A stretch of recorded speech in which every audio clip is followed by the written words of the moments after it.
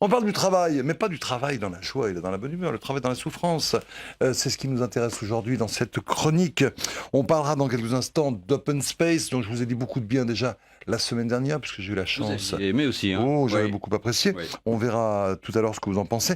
Mais pour l'heure, c'est Art de Copie qui nous intéresse. Oui, il s'agit d'une pièce d'Isabelle Sorrent, une jeune auteure dont l'écriture est très efficace. La pièce met en scène 4 employés EES dans un open space. 3 d'entre elles sont pétries, sont obsédées, j'ai envie de dire, par l'image de la super femme du 21e siècle, qui est un peu véhiculée par la société, par la presse féminine, celle qui est à la fois mère, ménagère, épouse, amante et surtout une employée modèle. Un schéma qui correspond pas du tout à la 4e, puisque elle est totalement dans une autre logique et dans d'autres aspirations. Ce qui ne sera qu'au départ qu'un ensemble de des petites piques, vous voyez, des petites remarques anodines, va insidieusement glisser vers un venin d'une férocité absolument incroyable. On assiste donc impuissant à la naissance de ce qu'on peut appeler le harcèlement moral. Évidemment, ça se passe dans l'entreprise, qui est le lieu d'exigence par excellence, de la performance, de la réussite. La mise en scène de Nicolas Godard et le jeu des actrices, Lani Sogoyou, entre autres Marjorie Chicone, est absolument incroyable parce qu'on part d'une certaine banalité, d'un certain humour, à quelque chose d'extrêmement puissant, et puissant dans le mauvais sens des termes, hein, puissant avec une violence vraiment rare. Art Copy, c'est dans un petit théâtre près du Marais, c'est le théâtre de l'Essaillon. Ça se joue jusqu'au 27 juin, regardez. Je n'aime pas dire du mal des gens, mais...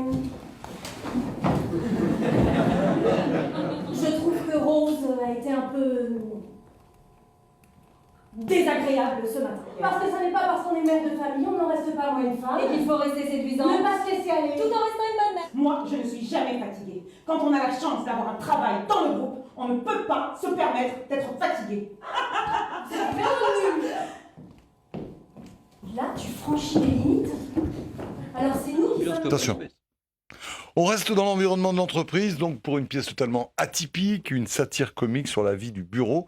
Et donc, ça s'appelle Open Space et c'est Mathilde Amet qui nous surprend. Et vous l'avez vu le même soir que moi, il y a une quinzaine de jours, Open Space, une création de Mathilde Amet qui repose sur un concept assez inhabituel, puisque pendant 1h30, vous n'entendrez pas une seule phrase compréhensible, pourtant vous saisissez absolument tout ce qui se passe. Et il s'en passe grâce à des mimes, grâce à des danses, des bruitages, et surtout un langage complètement inventé, imaginaire.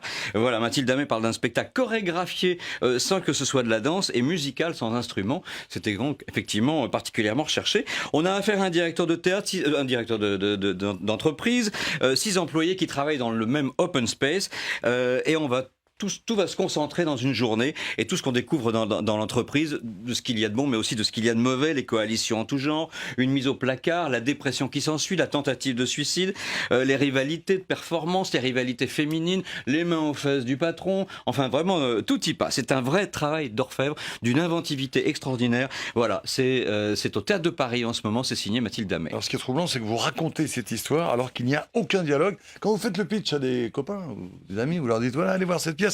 C'est que des grognements, il n'y a pas un dialogue, ça dure 1h45, ils vous disent bon, facile à vendre, pas facile à vendre, mais c'est sûr. très facile à regarder. C'est un bijou. Extrait.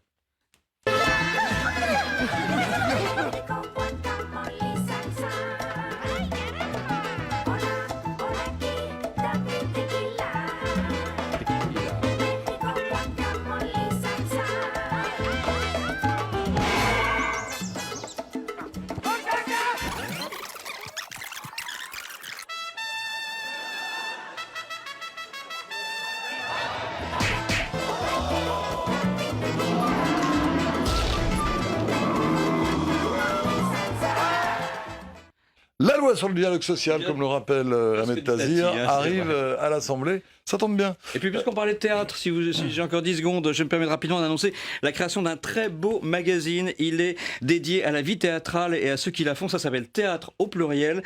C'est un trimestriel. Le premier numéro du printemps 2015 vient de sortir. On y trouve des critiques, des dossiers, des textes, des interviews pour tous les amateurs de spectacles vivants. C'est très riche, extrêmement bien fait. Ça vient de sortir et je vous le recommande chaudement. Voilà. Si vous avez l'occasion, allez au théâtre.